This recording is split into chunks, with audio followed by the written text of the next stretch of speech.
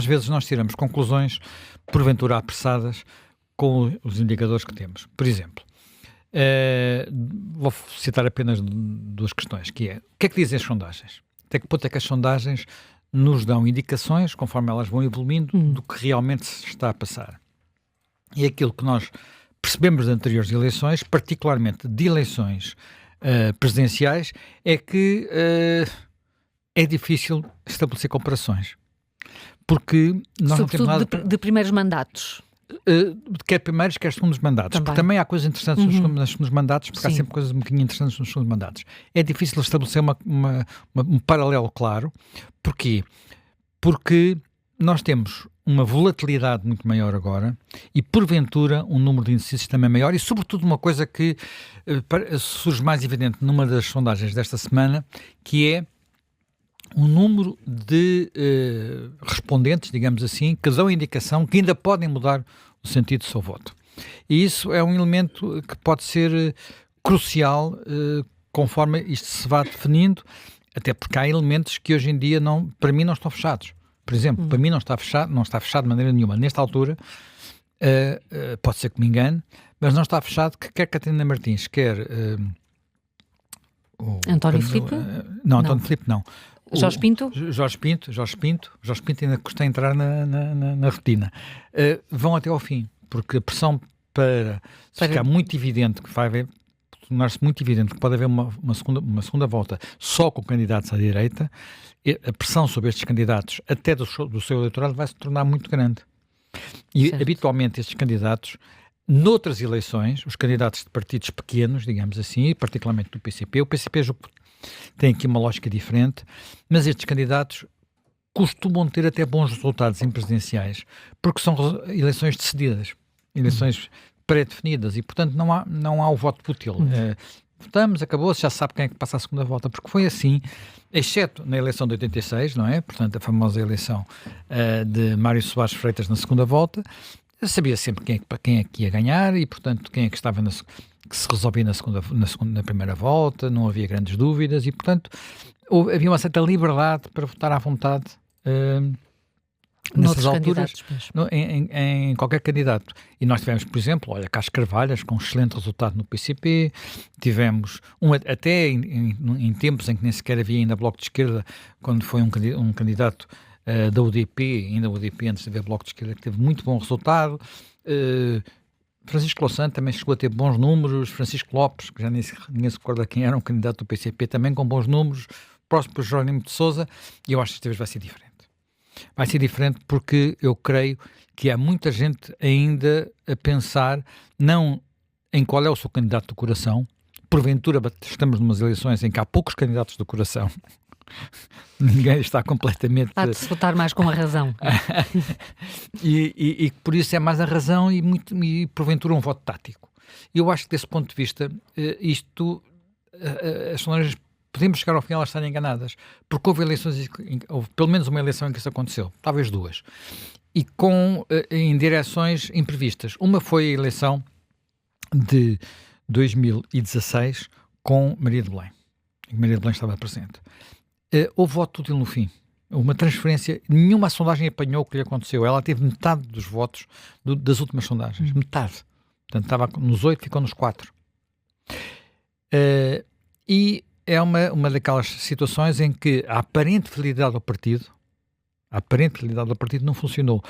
Aliás, no caso do Partido Socialista, a aparente fidelidade tem funcionado muito mal nas últimas eleições, porque ou o Partido Socialista não tinha candidatos, portanto ia para candidatos independentes, não é? Portanto, ou próximos, ou tinha anticandidatos, como foi o caso da primeira vez de Manuel Alegre, contra Mário Soares. Portanto, tudo isto, no caso do PS, foi muito, muito complicado, e agora temos uma situação que pode parecer idêntica, porque temos um candidato que também não é de paixão, pelo menos pela tecnoestrutura do partido, não é um candidato de paixão, mas por outros motivos que não têm a ver provavelmente com o Partido Socialista, pode ter a ver com a conjuntura política, a esquerda e a direita, pode ser que tenha uma oportunidade, não faço ideia, não é? Portanto, é muito difícil prever nesta altura. Assim como é muito difícil prever, na minha perspectiva, nesta altura, o que vai acontecer daqui para diante com Gouveia Mel. Nós ontem vimos um Gouveia Melo um bocado diferente daquilo que tínhamos visto nas sondagens anteriores, em que ele parecia, enfim, um candidato menos habituado ao palco televisivo, menos habituado ao debate político, que ontem apareceu ao ataque, teve a sorte de ser ele que lançou o debate, não é? Isso foi, mas preparou-se para isso e conseguiu conduzir aquilo até ao fim com aquele tema. E nós temos também um exemplo de um candidato independente, que foi...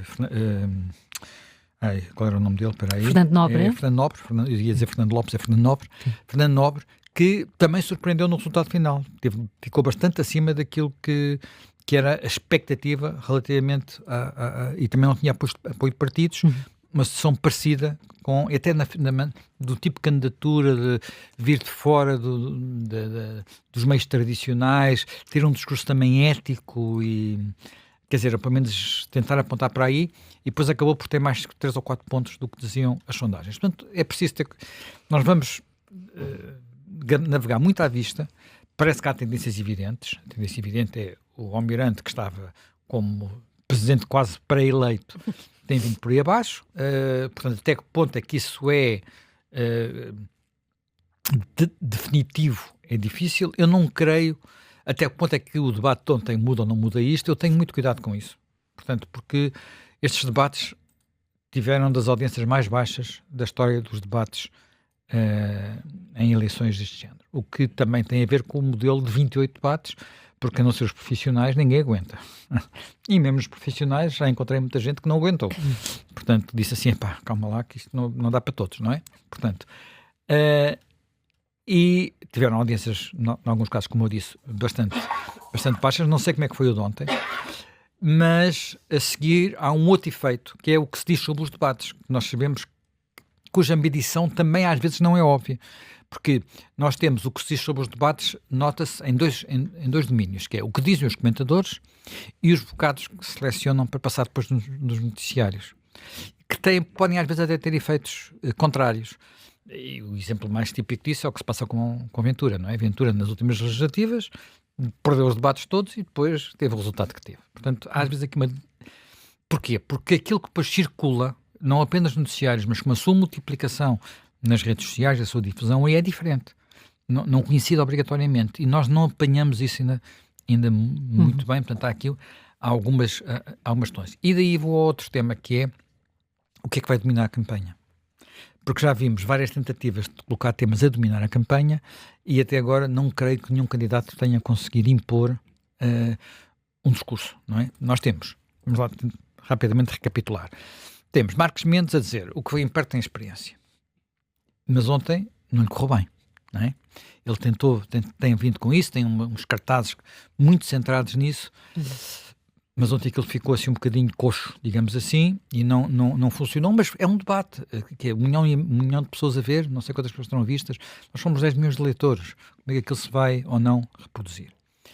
Depois temos um tema, o tema portanto, do sistema, candidatos que vêm de fora, que são independentes, são a independência mais importante. E aí é o argumento do Almirante, que acrescentou outro argumento, que era um argumento que tinha começado a entrar na campanha, curiosamente trazido por Coutinho Figueiredo, que até é um bocadinho estranho, porque não é habitualmente a área de Coutinho Figueiredo. Não sei até que ponto é que vai ser cavalgado por André Ventura, que é, temos aqui um candidato que é um homem que não consegue mostrar mãos limpas. Não quer dizer que não as tenha. Repara aqui que é uma subtileza que é. Não quer dizer que não as tenha, mas não é capaz de as mostrar. Não chega aqui e mostra assim e tal. Pronto. E que usa algo que é quase impossível de desfazer por Marcos Mendes. Que é o quê? Marcos Mendes já fez aquilo que realmente ninguém fez até agora, quer dizer, ele tinha uma empresa familiar, portanto uma coisa parecida com o Luís Montenegro, e disse todos, já deu a lista de clientes toda. Mas grande parte do rendimento de Marcos Mendes não é empresa familiar, é uma empresa de advogados de quem ele não pode divulgar os clientes.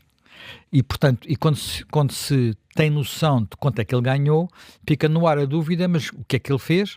Não sendo um advogado daqueles que nós sabemos que que são super conhecidos, quer dizer, ou que vai à barra, ou que está sempre nas televisões a explicar isto ou aquilo, ou que é uma pessoa reconhecida por ser um especialista numa área, por exemplo, da advocacia de negócios.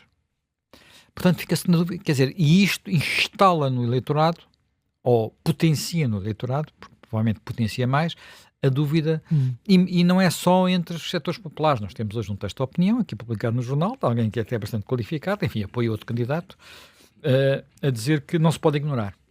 Portanto, este tema. Portanto, é um tema que eu não sei até que ponto é que vai desaparecer, mas não sei no fim quem é que vai beneficiar. Portanto, quem o levantou foi o Coutinho Figueiredo. Tenho muitas dúvidas que seja o principal beneficiário, muitas dúvidas. Não sei se vai beneficiar André Ventura mais o Almirante. Portanto, até porque o debate de ontem, de alguma forma, recolocou no terreno algo que era a minha intuição inicial, é que tínhamos dois candidatos a falar para o mesmo eleitorado, quer dizer, não exatamente o mesmo eleitorado, mas com discursos que podiam ser parecidos. E isso não era evidente até agora, não pelo André Ventura, que é André Ventura sempre, não é? Mas pelo lado do Almirante, que podiam falar para o eleitorado zangado, descontente, farto dos políticos, aqueles que acham que todos são iguais, e isso não se tinha tornado ainda muito claro e porventura até podia explicar a descida do Almirante. Agora, o que é que isto vai representar? Vai representar que uma subida do Almirante será feita à custa de Ventura, ou vai dar a Ventura uma passadeira para ter ainda mais tranquilidade no seu discurso na primeira volta. Eu não sei, com toda a franqueza, isto ainda está muito quente, não é? Ainda é difícil medir exatamente tudo aquilo que possa... É preciso ver a reação de Ventura. É preciso ver a reação de Ventura, é preciso ver também, quer dizer, por cima agora vamos entrar num período de posio, digamos, pelo menos durante uns dias, em que haverá umas coisas, mas as pessoas estão mais preocupadas com filhosos do que com votos. Portanto, há aqui uma espécie de intervalo. A não ser que surja alguém a comer bolo rei em circunstâncias menos estéticas, não estou a ver que haja muitos pontos para onde pegar. Portanto, vamos ter aqui um período interessante. Agora, há outra coisa... Vai fazer uma espécie de um reset, não é? Na verdade.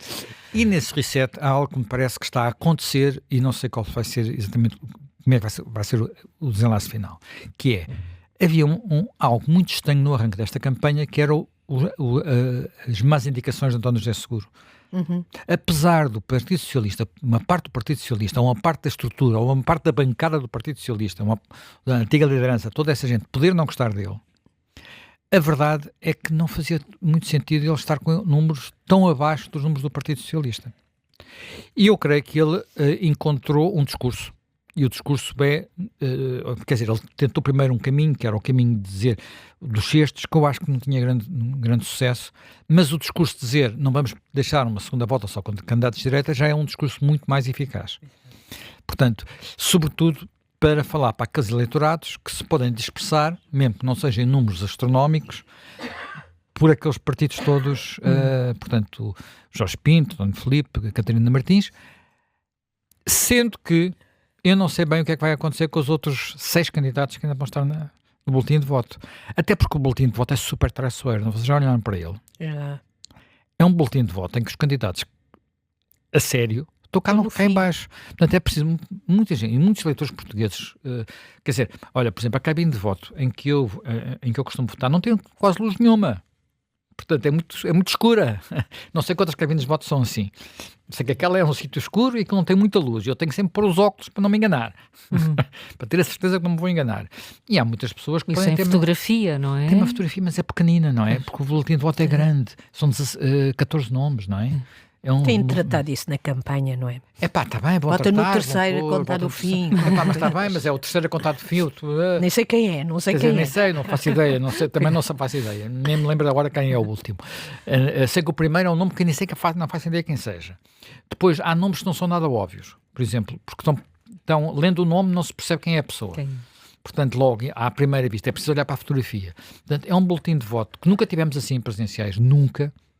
Tivemos em legislativas, com muitos, em alguns círculos, com muitos, para aí com 10, 12, para aí, mas 14 no boletim de voto, ainda por cima, sem símbolos, só com as caras, que tem que estar a ver pequenino. O primeiro nome é Ricardo Sousa, o primeiro candidato. Ricardo Sousa julgo que era aquele que era da Iniciativa Liberal, não é? E depois saiu e não sei o quê, isto agora foi fazer um partido liberal social, uma coisa assim. Acho que espero não estar... Quer dizer... Foi autarca.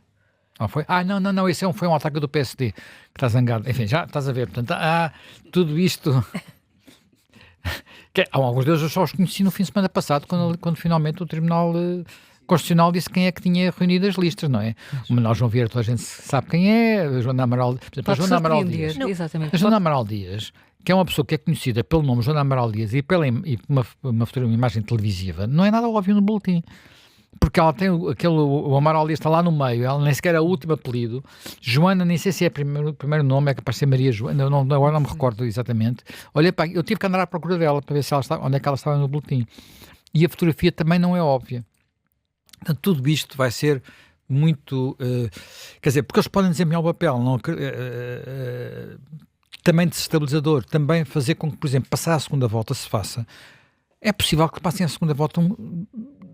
O segundo candidato não chega a ter 20% dos votos. Não é impossível que aconteça. E repara, e desse ponto de vista, conseguir disciplinar de alguma forma o voto dos partidos de base é muito importante. Quem vai ter mais dificuldade nisso, já percebemos, é António José Seguro. E, portanto, vai precisar não apenas dos votos dos partidos de base, como dos votos da esquerda, que não quer uma segunda volta só de direita. Mas, além disso, temos... Repara, os números de Marcos Mendes também estão bastante longe daquilo que foi o resultado da AD. O único que está a conseguir, de alguma forma, fazer o pleno é André Ventura. Vai continuar a fazer isso se tivermos um almirante mais como o de ontem? Vamos ver, não tenho a certeza absoluta que vai acontecer.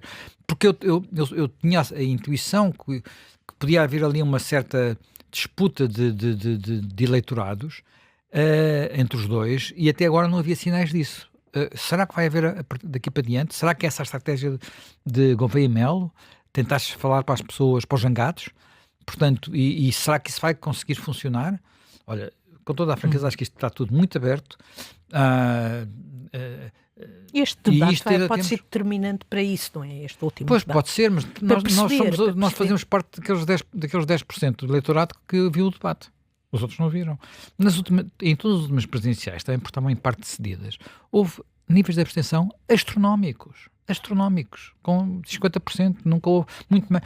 E ainda por cima, para coisas que são muito pessoalizadas, também o nível da abstenção vai ser interessante de ver, sendo que estamos a falar de eleições em janeiro. Pode haver chuva, pode haver frio, pode haver muito, quer dizer, desta vez não há Covid, como já aconteceu, portanto, desse ponto de vista, pelo menos isso não se vai repetir. Portanto, olha, temos um caminho de facto muito, muito aberto. Só para acabar, eu não sei também se os eleitores se decidem ou não com temas como este do Mendes. Porque nós já vimos o contrário. Nós já vimos num debate aparecer um Basílio Horta surpreendente contra Mário Soares a falar de casos, esses sim, concretos e complicados. E aquilo foi... Mário Soares a seguir arrasou com 70%. Já vimos tentarem morder nas canelas de Cavaco Silva por causa do EPN, e Cavaco Silva talvez não tinha tido a segunda volta gloriosa, mas teve uma segunda volta tranquila, apesar de ter ficado bastante zangado, como se notou no discurso pós-vitória. E tivemos agora o exemplo mais recente da Spinum Viva, que não quer dizer, as pessoas podem dizer, se não fosse a Spinum Viva, a AD tinha ido até não sei aonde. Não sou capaz de dar essa resposta, não sou capaz. Não conheço nenhum estudo pós-eleitoral que diga que sim ou que não. Eu não votei na AD e fui votar no Chega ou fui votar no PS por causa da Spinum Viva. Não conheço nenhum estudo que diga isso, mas também aquilo que sei é objetivo, quer dizer, o PSD passou do ponto A para o ponto A mais X. Foi o que aconteceu, o PSD-AD. Portanto, não tenho a certeza que as pessoas liguem tanto a isso. Se bem que eu acho que esta eleição é um pouco diferente. Pois, eles são capazes de ligar mais diferente do que no passado. São capazes de ligar um bocadinho mais porque não é a religião, um presidente de Câmara que nós gostamos porque fez coisas. Não é a religião, primeiro-ministro, porque a alternativa de facto é muito complicada. É religião alguém que vai lá pela primeira vez, que é de alguma forma uma espécie de referencial um pouco diferente, que não estamos à espera que seja um doer, porque às vezes estas pessoas passam por serem fazedores, Não é uma reeleição, como era no caso de Cavaco ou no caso de Mário Soares, um político com muitos anos de experiência, é uma coisa diferente. E por isso eu não tinha certeza que se isto não vai magoar mesmo Marcos Mendes nos debates agora em janeiro.